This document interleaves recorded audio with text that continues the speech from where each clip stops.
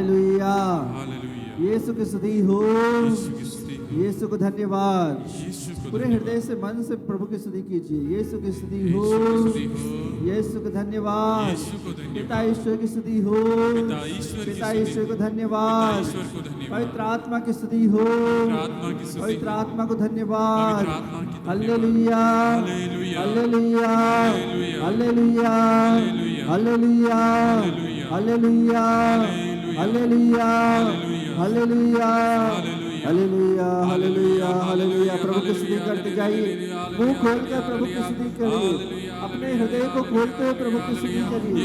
अपने जीवन के लिए प्रभु की स्तुति करिए। अपने बच्चों के लिए प्रभु की स्तुति करिए।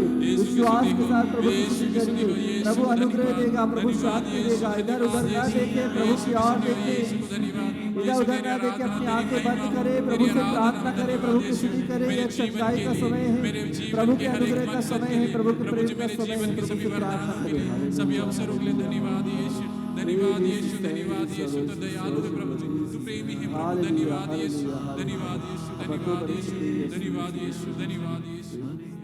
यह विशेष समय जब हम अभी मनन चिंतन करेंगे हमारे आंतरिक चंगाई के लिए। आंतरिक चंगाई यानी इनर हीलिंग।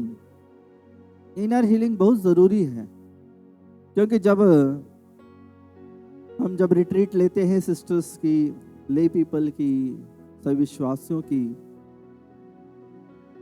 बहुत सारे लोग कहते हैं फादर एक दुख है मेरे दिल में कहीं ना कहीं बैठा हुआ है जो मुझे परेशान कर रहा है। एक दर्द है वो मुझे परेशान कर रहा है। शारीरिक रूप से भी बहुत सारे लोग आते हैं, शारीरिक रूप से चंगाई के लिए भी आते हैं। तो हमारे जीवन में दो प्रकार की चंगाइयाँ हम देखते हैं, एक शारीरिक रूप से चंगाई और एक आंतरिक रूप से चंगाई। एक शरीर की चंगाई होती है, एक हमारे इनर हीलिंग जो आंतरिक चंगाई की भी जरूरत होती है। हर एक व्यक्ति को जब हमको घाव लगता है या किसी का एक्सीडेंट हो जाता है, कुछ हो जाता है, तब किसी को लग जाती है तो वह डॉक्टर के पास जाता है और वह 2-4 दिन में या 5 दिन में या 1 हफ्ते में 2 हफ्ते में ठीक हो जाता है।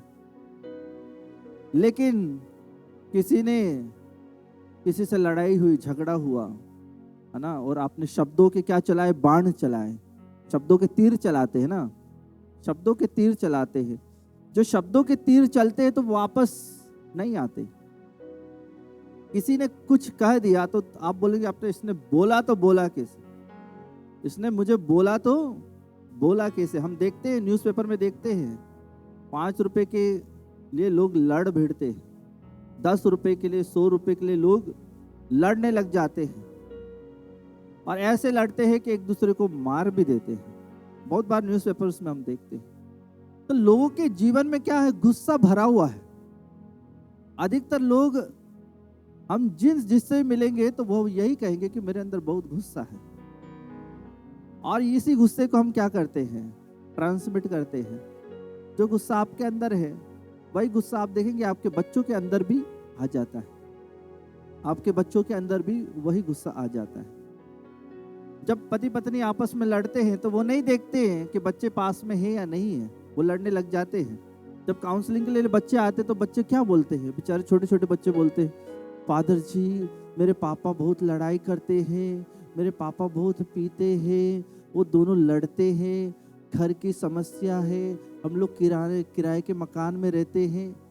ऐसी परेशानियाँ। आप सोचते हैं कि हम लड़ेंगे तो हम दोनों ही खूब लड़ रहे हैं, लेकिन आप बच्चों के सामने लड़ रहे हैं, और जो बच्चों के सामने लड़ते हैं उनके दिमाग में यही बातें गूंजती रहती हैं कि मेरे घर में लड़ाई होती है, झगड़ा होता है, वे पढ़ नहीं पाते हैं।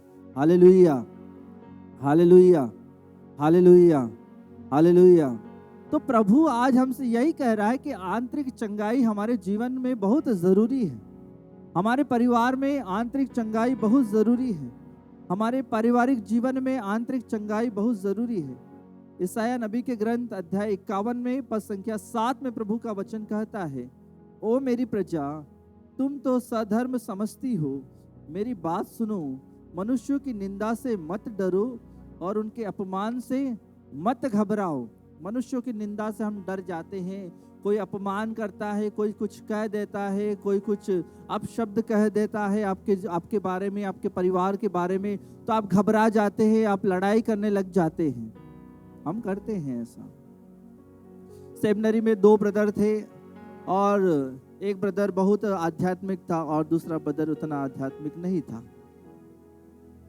तो यह ब्रदर जो बहुत आध्यात्मिक था, स्पिरिचुअल था, यह जब चर्च में जा रहा था, उसके सीनियर ब्रदर ने उससे कहा, वो थोड़ा कलर में थोड़ा सांवला था, तो उसने कहा ए कालू, उसने कहा ए कालू करके उससे चिढ़ाया। तो यह ब्रदर बहुत आध्यात्मिक था। दौड़ते दौड़ते अपने स्पिरिचुअल फादर जो हमारे आध्यात्मिक गुरु रहते हैं उनके पास गया। फादर वो सीनियर ब्रदर मुझे ऐसे करके चिढ़ा रहा है, मेरा निक नेम ले रहा है और मुझे ऐसे चिढ़ाता है।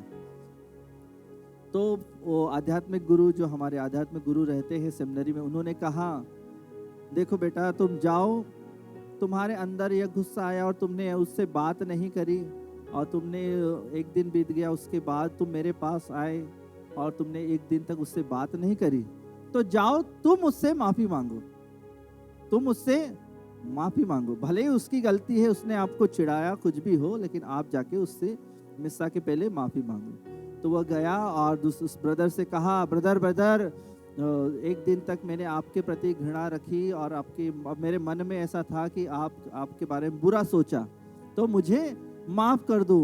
तो ब्रदर ने कहा जा, मैंने तेरे को माफ किया, है ना, गलती इसकी है लेकिन वो माफ कर रहा है, जा मैंने तेरे को माफ किया। अभी दूसरा दिन हुआ, अब क्लास के लिए हम लोग ब्रदर लोग हैं तो क्लास के लिए जाते हैं। सीनियर ब्रदर के लिए ऊपर उनकी क्लासेस लगती, हमारी नीचे लगती हैं। जब जा रहे थे तब वो दूसरा ब्रदर भी, जब जूनियर ब्रदर वो अंदर जा रहा था, जब सीनियर ब्रदर वहां से निकला तो उसने वो खिड़की में से झांक के कहा ए कालू करके उससे कहा, उसे चिढ़ाया। जब उसे चिढ़ाया तो ये उसको बहुत गुस्सा आया। ये वो क्लास छोड़ के गुस्सा होते हुए बाहर निकला और उसके बाद वापस आध्यात्मिक गुरु के पास गया। फादर जी फिर से ये मुझे चिढ़ा रहा है, फिर से मुझे चिढ़ा रहा है। फादर ने कहा कि कोई बात नहीं है, दूसरी बार है, जाके माफी मांगो। तो फादर को कह रहा है, फादर मेरी तो गलती नहीं, मैं क्यों माफी मांगू? तो फिर भी फादर ने बोला कोई बात नहीं, तुम जाके माफी मांगो। तो वो जाके माफी मांगता है, कहता है ब्रदर जी आपने दूसरी बार भी मुझे चिढ़ाया और मैंने आपके प्रति ऐसे मन में भावना रखी कि आपका हाथ टूट जाए या आप बीमार पड़ जाओ, ऐसे उसके मन में भावना है, तो मुझे माफ़ कर दो। तो ब्रदर कहते हैं ठीक है, मैंने तुम्हें माफ़ किया, जा। अब वो जा रहा था, तीसरा दिन हो गया। तीसरे दिन के समय भी जब मिस्सा में जाने ही वाला था, अंदर चर्च के अंदर कदम ही रख ही रहा था कि वो ब्रदर भी एकदम से आ गया। उसने फिर उससे कहा ए कालू। तो फिर उसको बहुत गुस्सा आया। मिस्सा खत्म हुई, उसके बाद वो फिर स्पिरिचुअल फादर के पास गया, आध्यात्मिक गुरु के पास गया कि फादर आज तो आप हमारे आर पार की लड़ाई हो जाएगी, आज तो ये वो रहेगा या मैं सेमिनरी में रहूंगा, दोनों में से एक रहेगा। तो फादर ने कहा नहीं ऐसा नहीं करना। फादर उससे कहते हैं कि तुम वापस जाके उससे माफी मांगो। तो कहता है ब्रदर, फादर मैंने एक बार माफी मांग ली, दूसरी बार माफी मांग ली, जबकि मेरी गलती नहीं थी, मैंने जाके माफी मांग ली। या बार बार मुझसे कहता है आज तो ये रहेगा या मैं रहूंगा, आज तो हमारा युद्ध हो जाएगा। तो फादर कहता है नहीं, ऐसा नहीं हो सकता, क्योंकि जब वह अपनी बुराई करने की प्रवृत्ति नहीं छोड़ सकता है ना, कोई अपनी बुराई करने की प्रवृत्ति नहीं छोड़ रहा है, तो तुम अपने अच्छाई करने की प्रवृत्ति क्यों छोड़ देते हो? जब हम अच्छे बनना चाहते हैं तो हमारे अच्छा बनने की प्रवृत्ति हम क्यों छोड़ देते हैं? जब शैतान अपना नेचर नहीं छोड़ सकता, तो हमारा नेचर दूसरे लोगों को प्रेम करना है, तो हम क्यों अपना नेचर छोड़ देते हैं? हमारा स्वभाव क्यों हम त्याग देते हैं? तो प्रभु यही कहता है, क्योंकि जब नदी में एक बिच्छू वहां पर डूब रहा था, तो एक साधु ने जब उसको अपने हाथ में लिया तो बिच्छू का एक डंक मारता है, तो उसे डंक मारा, लेकिन फिर भी वो साधु हाथ को झटकाया, फिर उसको वापस बचाने के लिए वापस पानी में उसे अपने हाथ में उठाता है, फिर डंक मारता है, फिर छोड़ देता है, क्योंकि उस बिच्छू की प्रवृत्ति है, उसकी प्रवृत्ति है डंक मारना, लेकिन उस साधु का कर्तव्य है कि बचाना, बचाना। Hallelujah, hallelujah, hallelujah.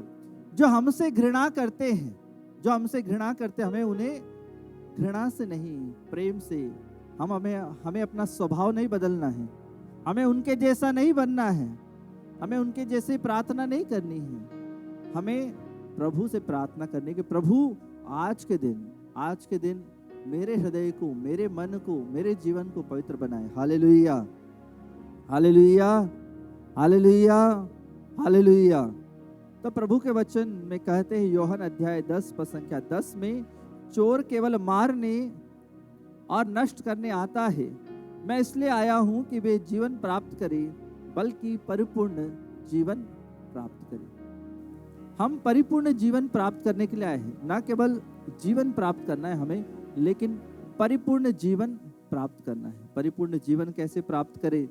एक बार एक महिला आई, फादर मेरा जो बेटा है 22-23 साल का है, जब उसे कहती है कि बेटा बाजार जाओ, सब्जी लेकर आओ, या फल लेने जाओ, या कुछ काम के लिए जाओ, तो ये लड़का बहुत ही अजीब हरकत करता है। फादर जब मैं ऐसे कहती हूँ तो कह रहा है, वो उसकी माँ कह रही है कि फादर जब मैं ऐसे कहती हूँ तो ये ऐसी हरकत करता है कि पहले ये टॉयलेट जाता है, उसके बाद ही यह बाहर जाता है। तो फादर मुझे समझ में नहीं आ रहा है कि क्या करें। तो हमने कहा कि उसे लेकर आओ, हम काउंसलिंग करेंगे, उससे बातचीत करेंगे कि क्या समस्या है, क्या प्रॉब्लम है। तब पता चला, काउंसलिंग करी तो उस समय वो लड़का कह रहा है कि जब वह पहली क्लास में था, पहली क्लास में 7 या 8 साल का था, उस समय जब क्लास में उसकी टीचर नहीं थी और सब लोग वहीं बैठे हुए थे, उस समय उसने क्लास में ही टॉयलेट कर दी।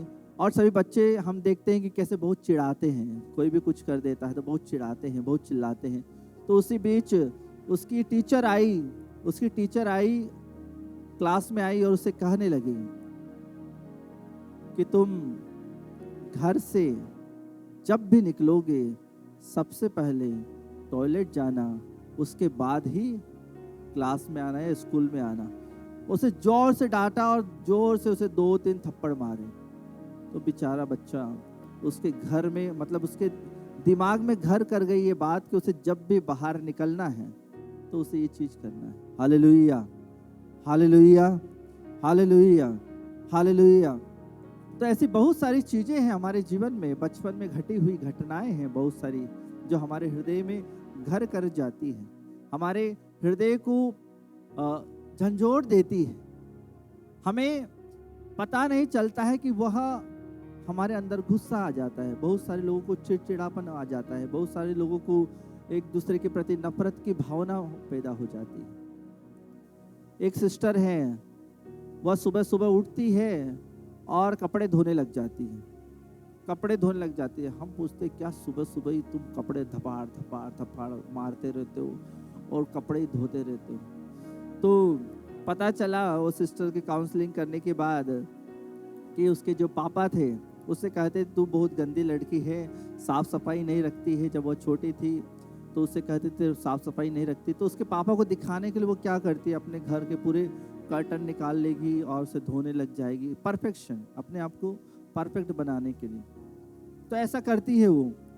ऐसा जब करती है तो उसे खुद को नहीं मालूम कि यह वो क्यों कर रही है, लेकिन उसे बाद में पता चला कि वह हमेशा चाहती थी कि उसके पापा की नजरों में वह हमेशा अच्छी दिखे, इसलिए वो करती थी। Hallelujah, hallelujah, hallelujah. तो प्रभु आज हमें कह रहे हैं, उत्पत्ति ग्रंथ अध्याय 7 पद संख्या 1 में प्रभु का वचन कहता है, प्रभु ने नूह से कहा तुम अपने सारे परिवार के साथ पोत पर चढ़ो, क्योंकि इस पीढ़ी में केवल तुम ही मेरी दृष्टि में धार्मिक हो। केवल एक व्यक्ति के अच्छे होने की वजह से, धार्मिक होने की वजह से आपका पूरा परिवार भी बच सकता है। अगर आप धार्मिक हो तो आपका पूरा परिवार को भी आप बचा सकते हो, लेकिन जब पूरा परिवार धार्मिक होगा तो हम पूरे समाज को बचा सकते हैं। Hallelujah, hallelujah, hallelujah. लूकास के सुसमाचार अध्याय 19 पद संख्या 8 और 9 में प्रभु का वचन कहता है, जक्कैयुस ने दृढ़ता से प्रभु से कहा, प्रभु देखिए, मैं अपनी आधी संपत्ति गरीबों को दूंगा, और मैंने जिन लोगों के साथ किसी बात में बेईमानी की है उन्हें उसका 4 गुना लौटा दूंगा। ईसा ने उससे कहा, आज इस घर में मुक्ति का आगमन हुआ है। आज इस घर में मुक्ति का आगमन हुआ है। Hallelujah, hallelujah, hallelujah. प्रभु ने ये नहीं कहा जक्कैयुस तेरे जीवन में मुक्ति का आगमन हुआ है। प्रभु ने कहा कि आज इस घर में, उसके पूरे घर में मुक्ति का आगमन हुआ है। जब हम पाप स्वीकार करते हैं तो हमारे हृदय में, हमारे मन में भी मुक्ति का आगमन होता है, मुक्ति का आगमन होता है। प्रभु हमारे बीच में आते हैं। Hallelujah, hallelujah, hallelujah, hallelujah. यीशु की स्तुति हो, यीशु को धन्यवाद, पिता ईश्वर की स्तुति हो, पिता ईश्वर को धन्यवाद, पवित्र आत्मा की स्तुति हो, पवित्र आत्मा को धन्यवाद। Hallelujah, hallelujah. स्तोत्र ग्रंथ अध्याय 112 पद संख्या 1 में प्रभु का वचन कहता है, हालेलुया, धन्य है वह मनुष्य जो प्रभु पर श्रद्धा रखता है, उसकी आज्ञाओं को हृदय से चाहता है। जब हम प्रभु की आज्ञाओं को हृदय से चाहते हैं, न केवल मुख से। बहुत बार ऐसा होता है, हम जब प्रार्थना करते हैं मुख से प्रार्थना करते हैं, जब हम हे हमारे पिता भी कहते हैं, हम मुख से कहते हैं। हम जब आज के दिन जब आप मिस्सा बलिदान में भी भाग लो, तब ध्यान से हर एक प्रार्थना को जब आप दोहराएंगे तो उसे मन से दोहराइए कि हाँ प्रभु, मेरे पाप क्षमा हुए। हाँ प्रभु, तो इस स्वर्ग धरती का राजा है। तो प्रभु से प्रार्थना करने का समय है। और विशेष रूप से प्रभु कहते हैं यशायाह नबी के ग्रंथ अध्याय 58 पद संख्या 12 में, तब तुम तुम्हारे पुराने खंडरों का उद्धार करोगे और पूर्वजों की नींव पर अपना नगर बसाओगे। तुम 4 दीवारी दरारें पाटने वाले और टूटे फूटे घरों के पुनर्निर्माता कहलाओगे। क्योंकि जो हमारा घर है, घर मतलब अपना शरीर, संत पौलुस जो कहते हैं कि जो तुम्हारा शरीर ये प्रभु का मंदिर है, तो आज इस शरीर को हमने तितर बितर कर दिया। घर तितर बितर हो गया है, हमारा शरीर तितर बितर हो गया है, हमारा परिवार तितर बितर हो गया है। हम इधर उधर भटक रहे, हमारे बच्चा और कहीं है, हम यहाँ हैं। हम नहीं जानते कि वह कैसा है, तकलीफ में है, पीड़ा में है। Hallelujah, hallelujah, hallelujah, hallelujah. तो प्रभु आज, अगर आपको पवित्र बनना है, अगर आपको प्रभु के साथ में रहना है, तो पाप का संस्कार को ग्रहण करना बहुत ही जरूरी है, बहुत ही जरूरी है। हमारे महू में एक परिवार है और उसके घर में बहुत सारे लोगों की कोरोना के दौरान नौकरी चली गई और बहुत सारे बेरोजगार थे। वो कहने लगे कि फादर, हमारे घर में बहुत सारे लोग बेरोजगार हैं और घर में कुछ भी नहीं है। तो हमने कहा कि आप काउंसलिंग के लिए आइए। पूरे परिवार को लेकर काउंसलिंग के लिए आए, वो पूरे परिवार काउंसलिंग के लिए आए। और काउंसलिंग करने के बाद हमारे यहाँ हर सोमवार को शाम को 6 बजे से 8 बजे तक हीलिंग एडोरेशन रहता है, चंगाई का जो आराधना रहती वो होता है। तो उस समय उसका पूरा परिवार आया और चंगाई प्रेयर के दौरान उसके परिवार ने पाप स्वीकार किया। पाप स्वीकार किया। पाप स्वीकार करने के एक सप्ताह बाद वो लड़की आ रही, कह रही है, फादर हमारे घर में अब 3 लोगों को नौकरी लग गई है। हालेलुया, जोर से ताली बजाए, ईश्वर को धन्यवाद दे। Hallelujah, hallelujah, hallelujah.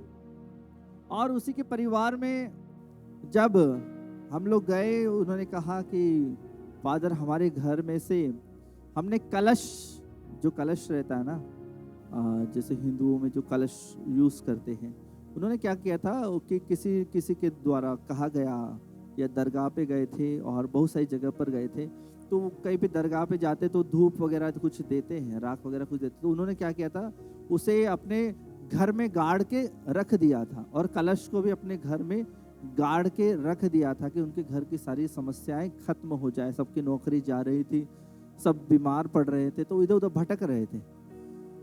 तब हम लोग जब उनके घर पे गए तो हमने खोद कर, उनके घर के जो बीचों बीच खोद कर उस कलश को बाहर निकाला, उस कलश को बाहर निकाला। क्योंकि बहुत बार ऐसा होता है कि हम भी क्या करते हैं, कोई चीज़ कुछ देता है तो उसे खोद कर गाड़ देते हैं और उसे छुपा देते हैं, कोई नहीं जानता है। तो लेकिन जब हमें पता चला, हम प्रार्थना में थे, प्रभु ने हमें बताया कि इस घर में कुछ है, तो हमने उनसे पूछा, तो उन्होंने कहा कि हाँ फादर, इस घर में हमने कुछ रखा हुआ है, और उसे खोद कर बाहर निकाला। उसकी वजह से उनका जो सबसे बड़ा भाई है वह हमेशा पागल की स्थिति में रहता है, मंदबुद्धि जैसा कभी व्यवहार करता है, कभी अच्छा व्यवहार करता है, रात को जोर जोर से चिल्लाता है, और जैसे दीवार है, दीवार पर चढ़ने की कोशिश करता है, और इस तरह की वह हरकतें करता है। और वो घर से पिछले 40 वर्षों से बाहर नहीं निकला, वो घर से बाहर निकलने के लिए डरता है। वो बाहर जाता है, बरामदा में जाता है, नहा के वापस अंदर आ जाता है, वो जाता है फिर वापस अंदर आ जाता है। वो बाजार नहीं जाता, बाजार भी अगर एक बार कभी गया तो वो सिर्फ उसको साथ में, उसका भाई उसको साथ में ले जाएगा, उसका हेयर कट करवा के उसको वापस लाकर वहीं छोड़ देगा। तो इस तरह से उसका जीवन बीत रहा था। जब हम गए, प्रार्थना करी उसके लिए, तो हमने उसके लिए उससे कहा कि तुम्हें कल हमारे जो आध्यात्मिक सेंटर है महू में, वहाँ पर आना है। तो वो कहा ठीक है फादर, मैं आऊँगा।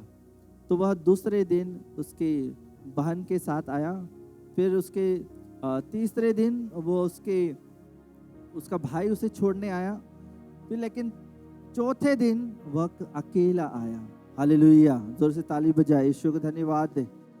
Hallelujah, hallelujah, hallelujah, hallelujah. तो प्रभु से जब हम प्रार्थना करते हैं, जब हम पाप स्वीकार करते हैं, ना केवल हमारे हृदय को, ना केवल हमारे परिवार को, ना केवल हमारे बच्चों को, सभी की पवित्रता के लिए हम अपने हाथों को बढ़ाते हैं, अपने शरीर को तैयार करते हैं, अपने मन को तैयार करते हैं, अपने मन के विचारों को तैयार करते हैं।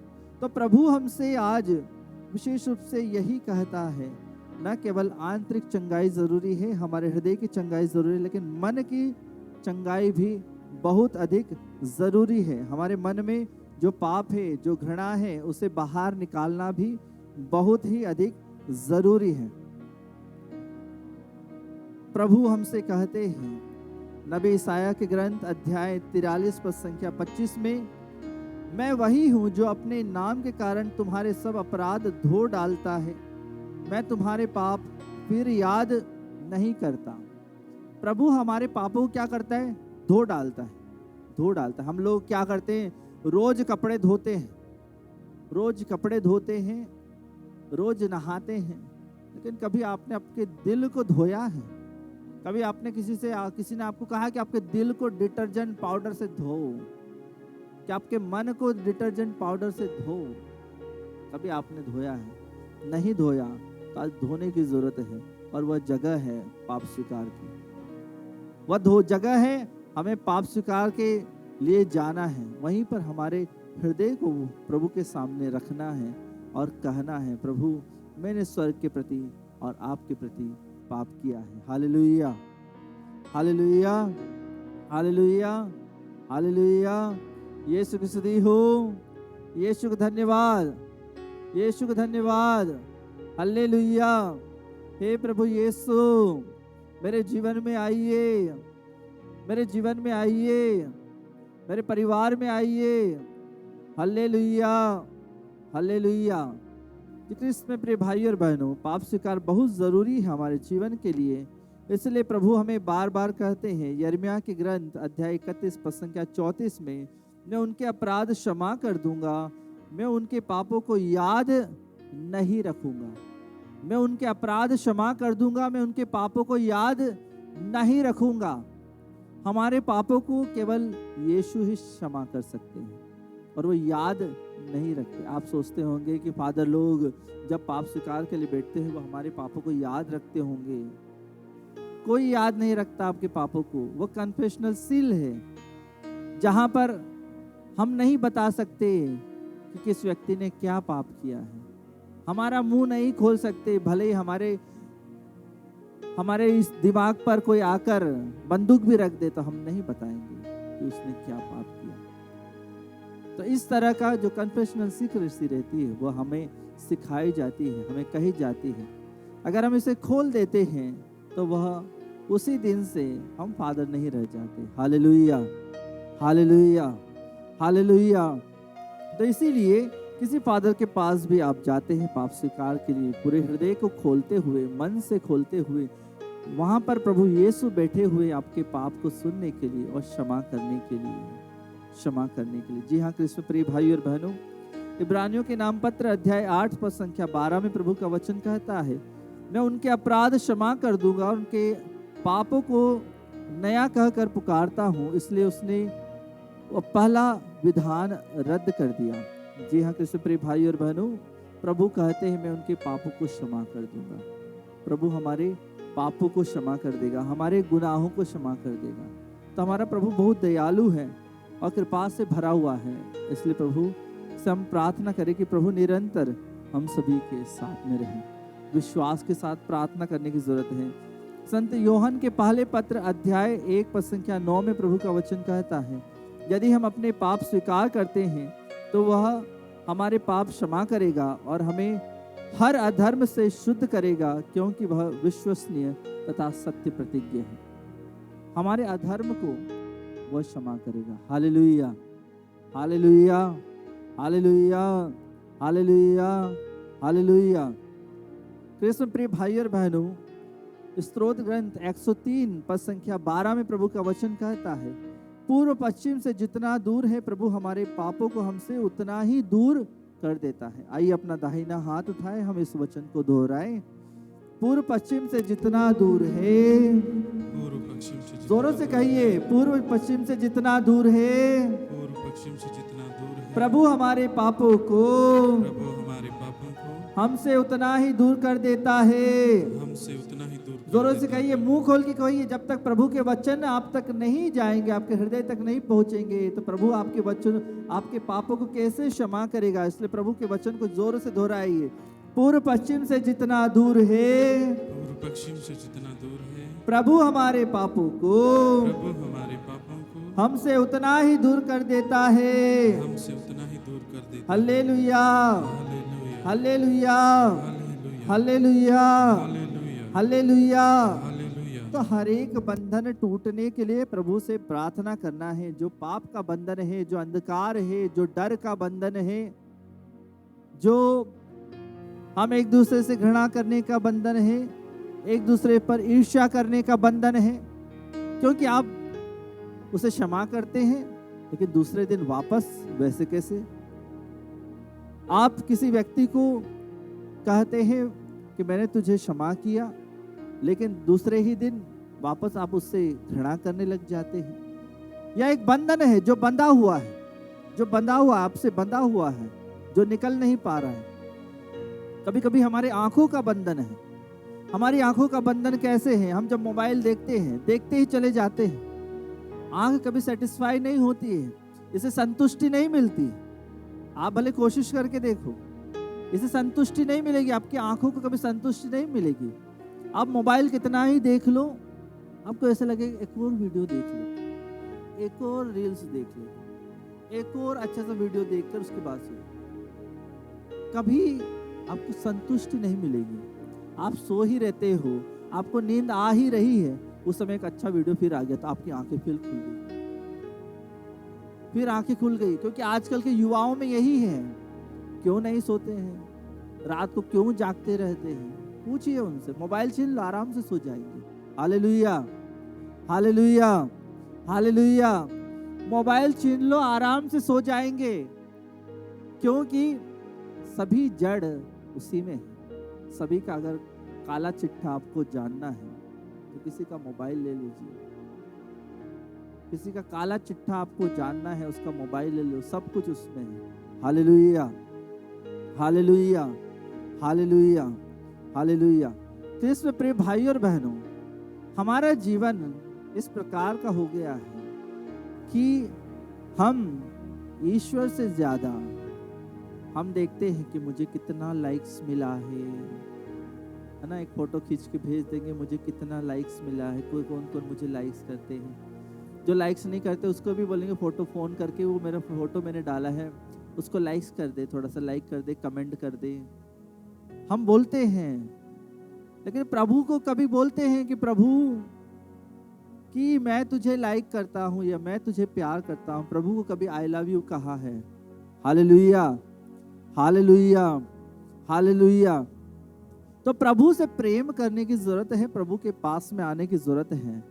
और आज के दिन, ना केवल आज के दिन लेकिन आने वाले समय में भी बहुत ही सुंदर दिन और समय के साथ प्रभु के साथ में विशेष कृपा के लिए हमें रहने की जरूरत है।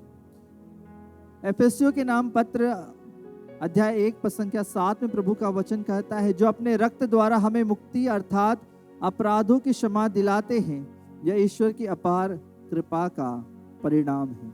तो प्रभु अपने रक्त के द्वारा हमें मुक्ति दिलाते हैं, अपने रक्त के द्वारा हमें चंगाई देते हैं।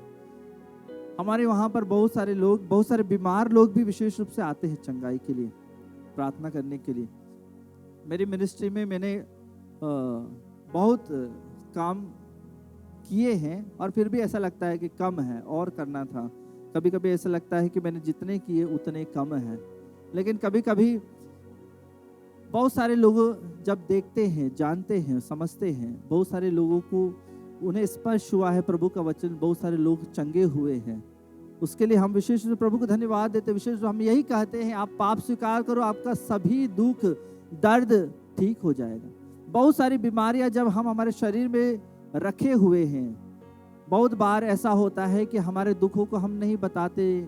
20 साल से, 25 साल से, 30 साल से कोई लोग पाप स्वीकार नहीं किए। एक महिला काउंसलिंग में आई, कहने लगी, फादर मैंने 20 साल हो गए पाप स्वीकार नहीं किया। 20 साल हो गए उसने पाप स्वीकार नहीं किया और उसके घर में बहुत परेशानी है, उसका बेटा बीमार है, उसके बेटे को कैंसर का रोग है और इस तरह से बीमारियां उसके परिवार में हैं। हर दुख में, हर एक पीड़ा में वह अभी फंसी हुई है। अभी उसकी उम्र 70-75 हो गई है, लेकिन वह दुख में है, पीड़ा में है। अब वो कह रही है कि फादर मुझे पाप स्वीकार करना है, मुझे पाप स्वीकार करना है। तो हमने पूछा उससे कि तुम क्यों पाप स्वीकार नहीं करते, क्यों पाप स्वीकार करने नहीं जाते हो? झगड़ा हो गया, जब फादर के साथ झगड़ा हो गया तो उसने पाप स्वीकार करना छोड़ दिया। Hallelujah, hallelujah, hallelujah, hallelujah. जब हम पाप स्वीकार करने जाते हैं वहाँ फादर नहीं, प्रभु यीशु बैठे हुए हैं। तो इसलिए प्रभु से प्रार्थना करें, प्रभु के पास अपने पापों को बताए कि प्रभु जी मैंने यह पाप किए हैं, मैंने स्वर्ग के प्रति और आपके प्रति पाप किए हैं। तो अपने पापों पर मनन चिंतन करने का समय है, अपने पापों को प्रभु के सामने बताने का समय है कि प्रभु आप मेरे हृदय में, मेरे मन में, मेरे जीवन में आइए। प्रभु के सामने अपने हृदय को लगाएं, अपने मन को लगाएं, अपने विचारों को लगाएं। प्रभु से प्रार्थना करें कि निरंतर प्रभु का सानिध्य, प्रभु का प्रेम, प्रभु का विश्वास हमारे घर में, हमारे परिवार में रहे, क्योंकि यह समय बहुत ही विशेष समय है।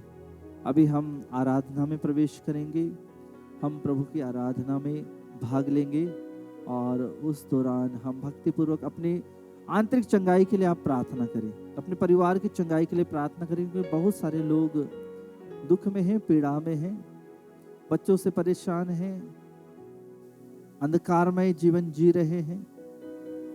आंतरिक चंगाई की जरूरत है।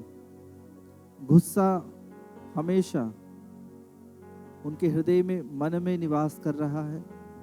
हर एक बंधन से छुटकारे का समय है। तो विशेष रूप से इस आराधना में अपने हृदय को, मन को समर्पित करते हुए प्रभु से प्रार्थना करें। अपनी आंखों को बंद करें, अपने दोनों हाथों को प्रभु के सामने रखें, क्योंकि ये बहुत ही अनमोल समय है। एक ही दिन है हमारे पास और जितने भी हो सके हम पूरी शक्ति के साथ प्रभु से प्रार्थना करेंगे, प्रभु की आराधना करेंगे, प्रभु के लिए अपने जीवन को समर्पित करेंगे, प्रभु के सामने अपने मन को समर्पित करेंगे, अपनी आत्मा को समर्पित करेंगे। विशेष कृपा के लिए हम प्रभु से प्रार्थना करें गीत को गाते हुए। हम प्रभु के इसी चरणों में अपने हृदय को लगाएं, अपने मन को लगाएं, अपनी आत्मा को लगाएं। विशेष कृपा के लिए प्रभु से प्रार्थना करें कि प्रभु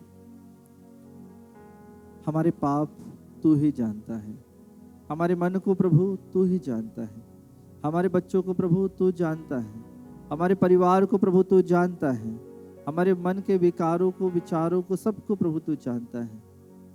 हम प्रभु अभी क्या सोच रहे हैं यह भी तू जानता है। प्रभु हम हमारे दुश्मनों के लिए भी प्रार्थना करते हैं, जिन्होंने हमें धोखा दिया है, जिन्होंने हमें दुख दिया है, कष्ट दिया है, उन सभी के लिए प्रार्थना करते हैं। जिन्होंने हमारे साथ चीटिंग की है, उन सभी के लिए प्रार्थना करते हैं। जो हमारे साथ में रहते हुए भी हमसे दूर हैं, उनके लिए भी हम प्रभु से प्रार्थना करें। परिवार में जो रिश्ते टूटे हुए हैं, उनके लिए भी हम प्रभु से प्रार्थना करें। हर एक बंधन प्रभु से प्रार्थना करके टूट जाए। प्रभु अपनी दया से भर दे, प्रभु अपनी कृपा से भर दे, प्रभु अपने अनुग्रह से भर दे, प्रभु अपने विश्वास से भर दे।